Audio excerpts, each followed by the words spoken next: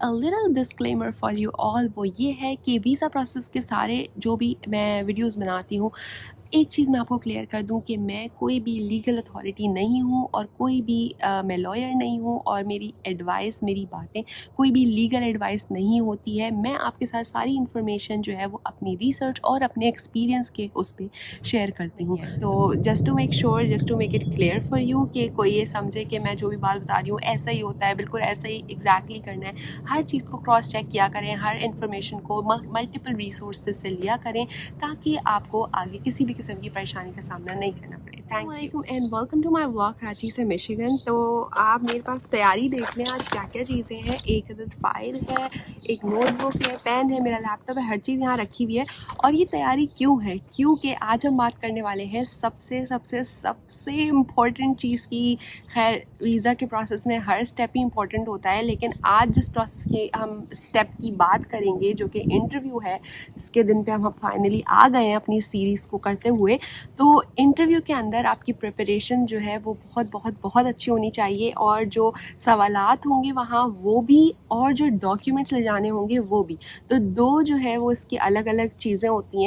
ये सारी डिटेल्स की हम बात करेंगे आज की वीडियो में। तो स्टार्ट करते हैं। आपको इंटरव्यू का लेटर आता है एनवीसी की तरफ से। जाहिर है आपने जब डॉक्यूमेंट सबमिट किए होते हैं उस बात को हुए हुए अब अरसा हो जाता है, जिसके बाद आपको इंटरव्यू का लेटर फाइनली मिलता है कि इस तारीख को आपका इस वाली एम्बेसी में यहाँ पे इस लोकेशन पे इंटरव्यू स्केड्यूल किया जा रहा है। जैसे ही ये मिलता है तो आपको कुछ काम करने होते हैं। सबसे पहले रजिस्टर कराना होता है, रजिस्टर ऑनलाइन कराना होता है, एक डॉक्यूमेंट पिकअप लोकेशन सेलेक्ट करनी होती है। अच्छा, एनवीसी की तरफ से आपको एडवाइस किया जाता है कि इंटरव्यू में आने से पहले ही ये काम आप ऑनलाइन जाके वेबसाइट पे करें, और वो मैं इस जहाँ से करना है वो लिंक मैं अपना डिस्क्रिप्शन में शेयर कर दूँगी।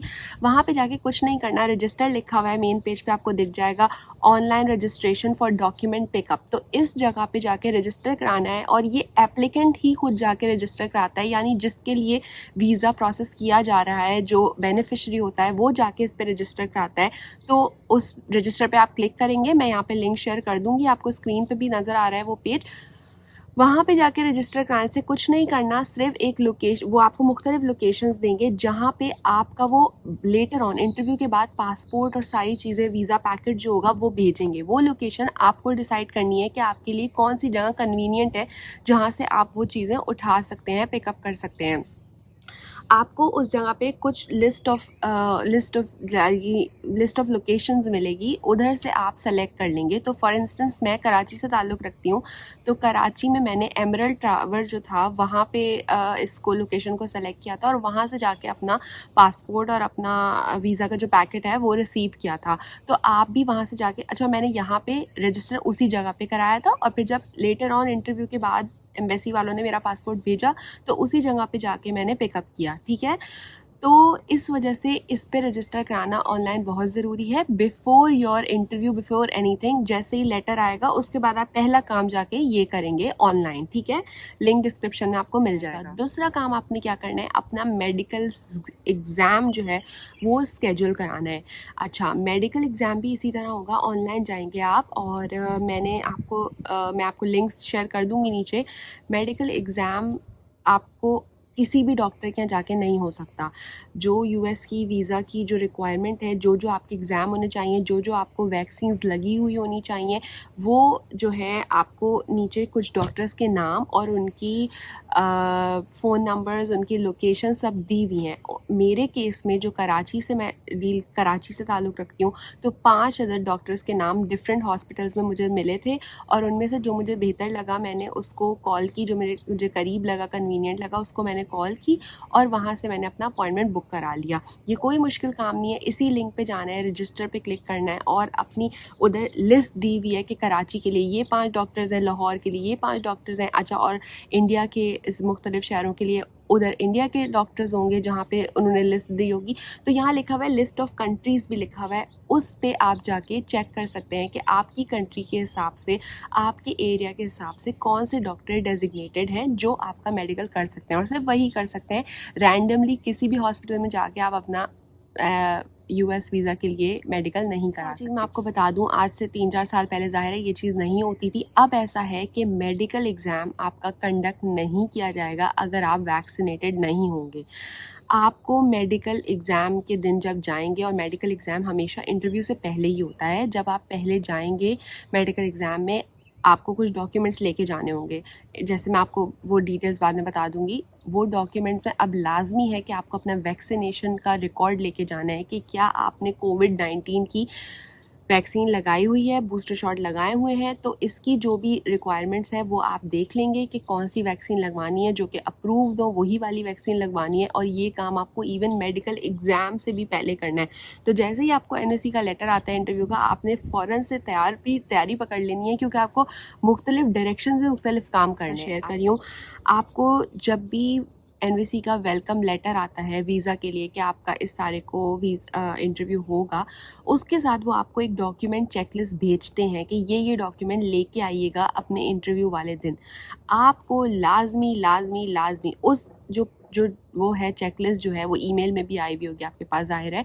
आपको उसको प्रिंट आउट ले लेना है और उस चेकलिस्ट को बस ऐसे बना लेना है कि आप बार बार चेक करते रहें कि इसमें हर जो डॉक्यूमेंट कहा गया है वो आपने रख लिया है। वो लाजमी आपको रख लेना चाहिए। इस पे जाने से पहले मैं आपको एक चीज़ दिखाना चाहती हूँ। ये फ़ाइल एक देखने में एक आम सी फ़ाइल लग रही है। इसको यहाँ से हमने खोला, ऐसी फ़ाइल, ये देखें ऐसी फ़ाइल। ये फ़ाइल मैं अपने इंटरव्यू के अंदर लेके गई थी एंड ट्रस्ट मी, मुझे इससे इतना फ़ायदा हुआ था क्योंकि इसके अंदर ऐसे करके प्रॉपर सेक्शंस हैं। देखें, ये प्रॉपर सेक्शंस हैं जिन पे मैंने यहाँ पे नोट्स लगा दिए हैं। मैं आपको पढ़ा भी देती हूँ। Civil documents, I-864, passport, photographs, marriage documents, ये इस तरह जब आप यूँ करके सेक्शंस बना देंगे तो अब इंटरव्यू वाले दिन आपसे अलग अलग स्टेजेस पे जब आप एंटर होंगे, एम्बेसी के अंदर जा रहे होंगे, तो वो आपसे फॉर एग्ज़ाम्पल कहेंगे कि ये जो मैंने इन्विटेशन, देखिए इन्विटेशन और ये देखिए इन्विटेशन और DS-260 लिखा हुआ है, तो वो आपको कहेंगे लाइए गेट पे कहेंगे इंटरव्यू लेटर जो इन्विटेशन आया था आपको कि आपका यहाँ पे इंटरव्यू है, वो डॉक्यूमेंट दिखाइए। आपने फ़ौरन से इस सेक्शन को खोला और इसके अंदर से अपना डॉक्यूमेंट निकाला और यूँ करके उनको दिखा दिया। अगर आप यही चीज़ें हाथों में रखेंगे या एक बंद फाइल में रखेंगे, आपको उसे सॉर्ट आउट करने में बहुत टाइम लगेगा। और वैसे भी आप इंटरव्यू के दिन जो है वो थोड़ा पैनिक हो रहे होते हैं, परेशान होते हैं, नर्वस होते हैं, जो कि नेचुरल है।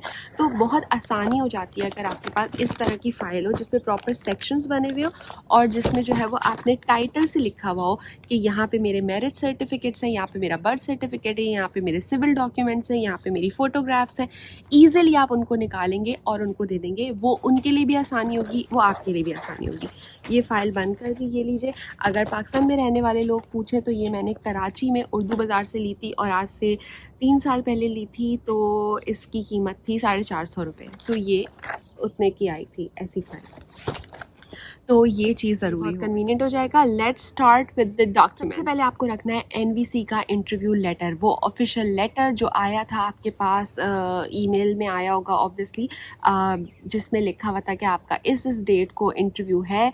तो वो इस डेट को इंटरव्यू है एम्बेसी के अंदर, यहाँ पे जाना है आपको। वो इंटरव्यू लेटर जो है वो आपको ओरिजिनल भी रखना है और आपको उसकी कॉपी भी रखनी है, दोनों चीज़ें रख लें। मैंने हर चीज़ की अटेस्टेड कॉपी भी रखी थी और वैसे नॉर्मल कॉपी भी रखी थी, इसलिए क्योंकि आप अपनी जगह से उठ के, यानी मैं कराची में थी, मेरा इंटरव्यू इस्लामाबाद में था, मैं वहाँ गई थी, मैं रिस्क नहीं लेना चाहती थी कि मेरा कोई भी डॉक्यूमेंट घर पे रह गया हो, मिस हो गया। अटेस्ट लोग पूछते हैं, अच्छा टेस्ट कराएं, कॉपी नहीं कराएं, क्या करें? कोई मुश्किल नहीं है, जहाँ इतनी मेहनत कर रहे हैं ओरिजिनल भी रखें, ओरिजिनल तो रखना ही रखना है, अटेस्टेड कॉपी भी रखें, नॉर्मल कॉपी भी रख लें, क्यों, ताकि सेफ साइड पे रहें, आपको इतनी मुश्किल चीज़ नहीं है। तो NVC का इंटरव्यू लेटर आपने लाजमी रखना है। DS-260 का जो कॉन्फर्मेशन पेज है वो लाजमी आपको लेके जाना है। DS-260 का कॉन्फर्मेशन पेज जो आपने फिल किया था, DS-260 मैंने पिछली वीडियो में बात की थी, उसको जब आप सबमिट कर देंगे, सारे डॉक्यूमेंट भेज देंगे, तो उसका प्रिंट आउट लेना है उसके कॉन्फर्मेशन पेज का कि हाँ आप वो सब कुछ वो स्टेप कर चुके हैं, सारे डॉक्यूमेंट भेज चुके हैं, और उस कॉन्फर्मेशन पेज को DS-260 को लेके आना है आपको इंटरव्यू वाले दिन, क्योंकि जब वो आपका इंटरव्यू का लेटर चेक करते हैं तो वो आपका DS-260 भी चेक करते हैं, तो उसको बिल्कुल मिस नहीं करना और लाजमी पासपोर्ट रखना है। ओरिजिनल पासपोर्ट आपका जाएगा वहाँ पे, क्योंकि ज़ाहिर है उसी पे वो स्टैंप रखते हैं। अगर आपका इंटरव्यू सही हो जाएगा वो उसी पासपोर्ट को अपने पास रख भी लेंगे। ओरिजिनल पासपोर्ट आपको लेना है, जो आपको लेके जाना है वो पासपोर्ट आपका वैलिड होना चाहिए 6 महीने बाद तक जब आप US में जाएंगे। उसके बाद भी वो ये नहीं हो कि वो पासपोर्ट हो, एक्सपायर होने वाला हो, तो देख लीजिए, मेक श्योर कीजिए कि वैलिड पासपोर्ट हो, एक्सपिरेशन नहीं हो जिसकी, ठीक है। कल पासपोर्ट हो गया, उसके बाद आपको पासपोर्ट की बायोग्राफिक जो पेज होता है, बायो पेज पासपोर्ट का, जिस पे आपका नाम लिखा होता है और फोटोग्राफ होती है, वो पेज लाजमी लेके जाना है। उसकी कॉपी लेके जानी है और कलर्ड कॉपी रख लें तो ज़्यादा अच्छा है। Coloured copy of passport bio page की लेके जानी है और उसके साथ नॉर्मल कॉपी भी रख लें और कलर्ड कॉपी भी रख लें, ठीक है। 2 रिसेंटली ली गई फ़ोटोग्राफ्स रखनी है आपको, पुरानी सी फ़ोटोग्राफ नहीं रखनी है, नई ली हुई फ़ोटोग्राफ्स लेनी है जिनके ऊपर इंस्ट्रक्शंस लिखी हुई थी, जो मैंने चेक किया है 5 बाय 5 सेंटीमीटर की, ठीक है। मैं आपको दिखा दूँ एक चीज़, वो फ़ोटोग्राफ्स जो है वो पासपोर्ट फ़ोटोग्राफ से थोड़ी सी चेंज है, क्योंकि इस तरह करके स्क्वायर है, ये स्क्वायर शेप में जो है वो ये फ़ोटोग्राफ दी गई है। ये स्क्वायर इस तरह बना हुआ है, थोड़ा चौड़ा सा है, 5 बाय 5 सेंटीमीटर की, ठीक है। तो ये इस शेप की होगी। उसके अलावा मैं आपको नीचे लिंक शेयर कर दूंगी फ़ोटोग्राफ्स का, जहाँ NVC की वेबसाइट पे लिखा हुआ है, वहाँ ऑनलाइन फ़ोटो रिक्वायरमेंट का लिंक दिया हुआ है। वहाँ पे जाके आप अपनी आसानी के लिए, कंफर्मेशन के लिए चेक भी कर सकते हैं कि कोई चेंज तो नहीं हुआ है, कोई इंस्ट्रक्शन में तब्दीली तो नहीं है, कि आप ज़्यादा ही रखिएगा, एक्स्ट्रा रखिएगा। यहाँ पे मेरे पास 2 लिखा हुआ है, लेकिन आप 5 रखें, 6 रखें, ज़्यादा ही रखें, ठीक है। उसके बाद आपको अपना ओरिजिनल बर्थ सर्टिफिकेट लेके जाना है। बर्थ सर्टिफिकेट जिसकी, अगर हमारा जो नादरा से लिया गया बर्थ सर्टिफिकेट है, मैं पहले भी बता चुकी हूँ, उसके ऊपर उर्दू में है, नीचे उसकी ट्रांसलेशन पूरी हुई भी है, ठीक है। वो तो मैंने उसी तरह रख लिया था और उसकी कॉपी रख ली थी। अगर आपका किसी और लैंग्वेज में है बर्थ सर्टिफिकेट, तो उसकी इंग्लिश ट्रांसलेशन कराइए, अटेस्टेड होनी चाहिए, और उसकी कॉपी भी करा लीजिए। तो ओरिजिनल बर्थ सर्टिफिकेट आपको चाहिए जो कि इंग्लिश में होना चाहिए। हमारा नादरा से जो लिया गया है वो उर्दू में ऊपर लिखा है, नीचे इंग्लिश में लिखा है, तो वो ट्रांसलेटेड है। उसकी कॉपी उसके साथ ओरिजिनल रखिए और उसकी कॉपी भी रखिए। अगर आपका ट्रांसलेटेड नहीं है, किसी लोकल ज़बान में है, तो उसको पूरा ही ट्रांसलेट कराइए, अटेस्ट करवाइए और उसकी कॉपी भी रखिए। तो ओरिजिनल मैरिज सर्टिफिकेट, उर्दू नेकानामा की इंग्लिश ट्रांसलेशन, तीनों document, original, copies, everything. Copy भी लेके जानी है, ओरिजिनल भी लेके जाना है, कुछ भी छोड़ के नहीं जाना कि हम तो ये पहले डाल चुके हैं, अपलोड कर दिए थे हमने मैरिज के डॉक्यूमेंट। नहीं, ओरिजिनल तो आपके पास है, आपको अब लाजमी लेके जाना है, कॉपीज़ भी लेके जानी है, ओरिजिनल डॉक्यूमेंट्स भी लेके जाने हैं, ठीक है। और तीनों डॉक्यूमेंट, उर्दू का निकाहनामा, इंग्लिश ट्रांसलेशन और मैरिज रजिस्ट्रेशन सर्टिफिकेट, तीनों डॉक्यूमेंट्स लेके जाने हैं। इसके अलावा अगर आपकी पहले शादी हो चुकी है या पहले आपकी डिवोर्स हो चुकी है, अगर आपके स्पाउस का इंतकाल हो चुका है, आपको स्पाउस का डेथ सर्टिफिकेट लेके जाना है ओरिजिनल, वरना आपकी जो भी डिवोर्स की सर्टिफिकेट है वो लेके जाना है। किसी भी तरह जैसे आपकी मैरिज ख़त्म हुई है, आइदर आपके स्पाउस का इंतकाल हुआ है या डिवोर्स हुई है, तो उसका ओरिजिनल डॉक्यूमेंट ये दिखाए जो कि आपकी शादी अब नहीं है, वो लाजमी लेके जाना है, अगर ये उनके केस में है जो प्रीवियसली शादी कर चुके हैं। इसके उसकी हाँ, और ये चीज़ याद रखिएगा कि अगर आप डिवोर्स सर्टिफिकेट या आप डेथ सर्टिफिकेट कोई अपने स्पाउस का लेके जा रहे हैं, उसकी इंग्लिश ट्रांसलेशन होनी लाजमी है और कॉपीज़ होनी लाजमी है। हर चीज़ की कॉपीज़ होनी लाजमी है अब इंटरव्यू के टाइम पे, और हर चीज़ का ओरिजिनल डॉक्यूमेंट होना लाजमी है। इसके अलावा जो है वो आपको एक और चीज़ मैं आपको बताऊँ, पुलिस सर्टिफिकेट पाकिस्तान के केस में अब नहीं रिक्वायर्ड है। पुलिस सर्टिफिकेट वो आपसे नहीं मांग रहे। मेरे पर्सनल एक्सपीरियंस से मैं आपको एक चीज़ बताती हूँ जो हमारे साथ हुआ था। हमारे जब वीज़ा प्रोसेस अप्लाई किया तो उस वक्त पुलिस सर्टिफिकेट रिक्वायर्ड था, मैंने बनवाया भी था और मैंने अपने डॉक्यूमेंट्स पे अपलोड कर दिया था, जो पिछले स्टेप्स में हमने बात की है। अब जब इंटरव्यू का टाइम आया तो मुझे लेके जाना था, क्यों? क्योंकि रूल चेंज हो चुका था, पुलिस सर्टिफिकेट नहीं चाहिए था। लेकिन एक चीज़ याद रखनी है, जो भी डॉक्यूमेंट्स आप पहले NVC को भेज चुके हैं, अपलोड कर चुके हैं, मेल कर चुके हैं, वो डॉक्यूमेंट्स आपके पास होने चाहिए।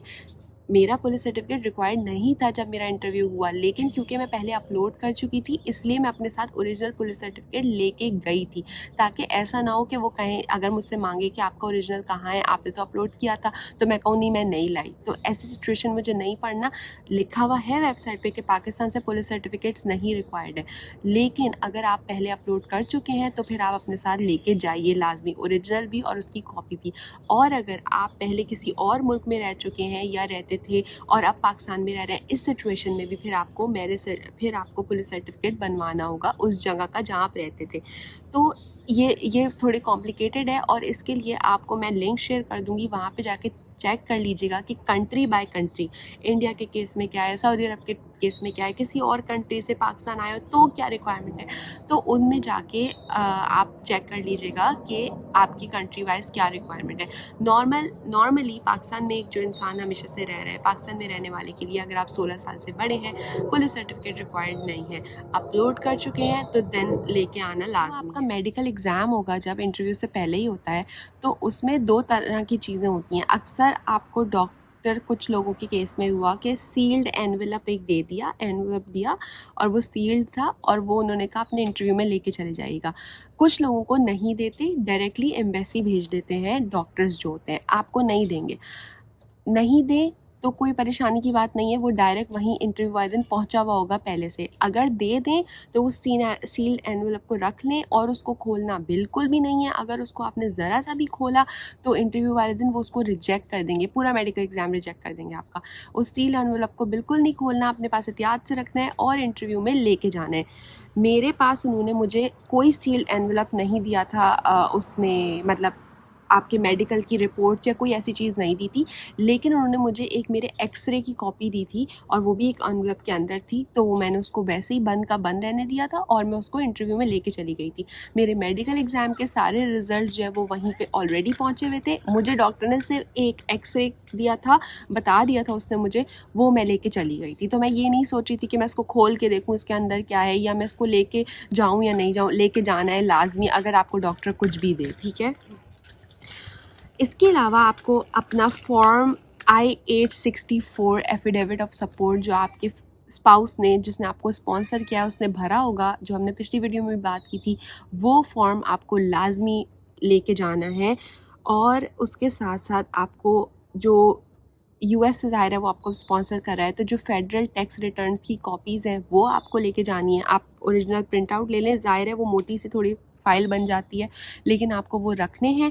और आपको W2s, जो W2s एक डॉक्यूमेंट होता है जिसके ऊपर सारी इनकम की तफसीलात और ये सब ईयरली की लिखी होती हैं US में रहने वालों की, तो वो W2s के डॉक्यूमेंट वो आपका स्पाउस आपको भेजेगा। उसको पता होगा कि ये जो सारे I-864 तो आपके पास हो गई, फेडरल टैक्स रिटर्न्स जो है वो, और W2s ये भी आपको अपने इंटरव्यू वाले दिन लेके जाने हैं। तो आपने उनको अपने हस्बैंड या वाइफ जो भी आपको स्पॉन्सर कर रहे हैं उनकी इनकम की ये जो डिटेल्स हैं वो उनसे ले लेनी है, और उन डॉक्यूमेंट्स को अपनी फ़ाइल में, इसी फाइल में W2s और फाइनेंशियल डॉक्यूमेंट्स का चाहे आप एक वो बना लें, एक सेक्शन बना लें और उसके अंदर रख लेना है, ठीक है।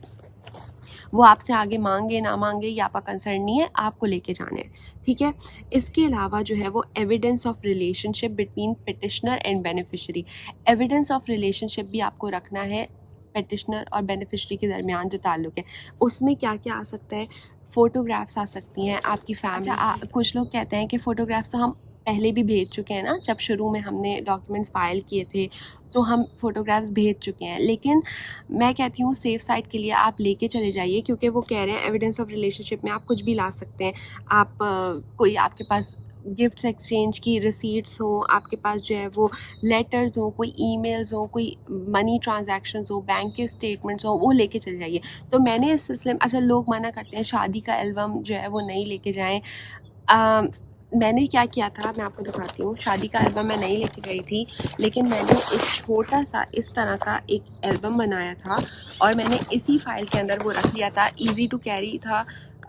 इस तरह का डॉक्यूमेंट में मैंने सारी पिक्चर्स जो है वो लगा ली थी और ये जो सारी पिक्चर्स थी इसमें मैंने अपनी शादी की, अपने जो हम बाहर घूमने के लिए गए थे उसकी, और जो हमारे अगर फ्रेंड्स की शादी हमने साथ में अटेंड की थी, हमारी फैमिली की फ़ोटोग्राफ्स थी जिसमें हमसे, वो सारी चीज़ें मैंने इस छोटे से पतले से एल्बम के अंदर लगा ली थी just to be on safe side, और मैं ये अपने साथ लेके चली गई थी।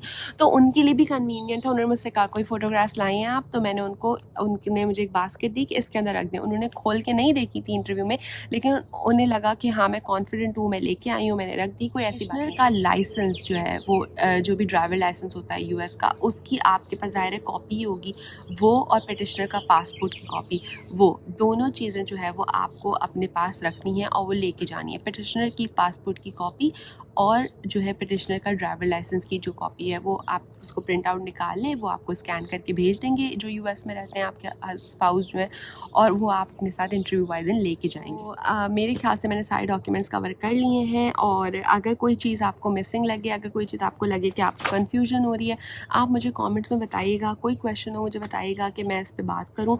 मेडिकल के लिए जो है वो अगर आपको ज़रूरत हो कि मैं वीडियो बनाऊँ तो आप मुझे कमेंट सेक्शन में बता सकते हैं कि मैं मेडिकल कैसे होता है, किस तरह करना है, उसको डिटेल में एक अलग वीडियो बना दूँ। तो it's up to you, let me know. And कोई भी क्वेश्चन हो वो बताइएगा, और इंटरव्यू के क्वेश्चंस क्या होते हैं क्या नहीं होते वो मैं लिंक शेयर करी हूँ, मैंने पहले वीडियो बनाई है, आप उसे चेक कर सकते हैं। तो आपकी जो है वो थैंक यू फॉर वॉचिंग, और have a good day, take care.